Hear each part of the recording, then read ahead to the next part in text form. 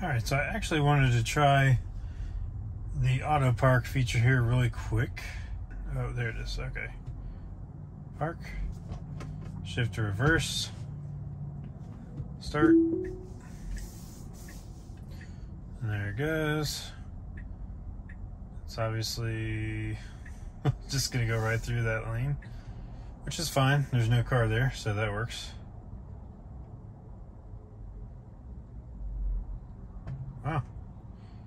And looks like in one try. Now, it didn't get perfectly within the lanes there. Got a little bit more space on one side versus the other, but honestly not bad.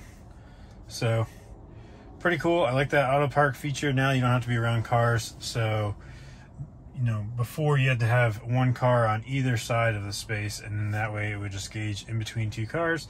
Now you can just have an empty space anywhere it can just back into. I haven't tried parallel parking.